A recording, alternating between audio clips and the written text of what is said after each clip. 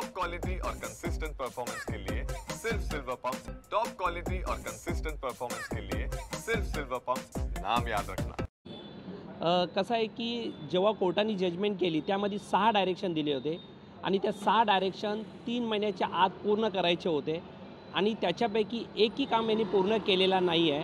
त्यामुळे मी as a petitioner म्हणून मला कंटेम्प्टची नोटीस मारणं भाग होता। ती नोटीस मारलेली आहे। मी 7 दिवसाची मुदत दिलेली आहे आणि या 7 दिवसामध्ये जर त्यांनी याच्यामध्ये कोणताही पुढची प्रोसिजर किंवा कोणता पाऊल उचलला नाही तर मी निश्चित अवमान याचिका लगेच आता दाखल करणार आहे। कारण कोणताही काम महानगरपालिका असो, रेरा अथॉरिटी असो, शासन असो यांनी आणि रजिस्टर ऑफिस असो यांनी काहीच याच्यामध्ये काम केलेला नाही आहे।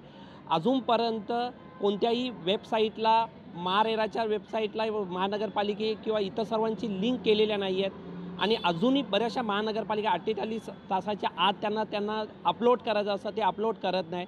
त्यामुळे मी तशी त्यांना नोटीस मारलेली आहे। नोटीस मी पहिल्या सर्वप्रथम शासनाला मारलेले आहे कारण शासन माझ्या याच्यामध्ये पार्टी होतं। दुसरं मी महारेराला मारलेली आहे, रेरा याच्यामध्ये इन्वॉल्व होतं। तिसरं मी महानगरपालिकाला म्हणजे KDMCला आपली मारलेली आहे आणि चौथा मी याच्यामध्ये रजिस्टर ऑफिस ज्यांचे आजही रजिस्ट्रेशन चालू आहे त्यांना चौघांना मी ती कंटेम्प्टची नोटीस मारलेली आहे।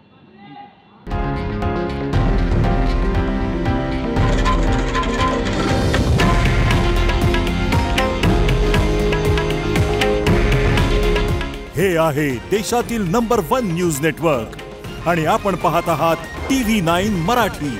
काळजी तुमची, हित महाराष्ट्राचं।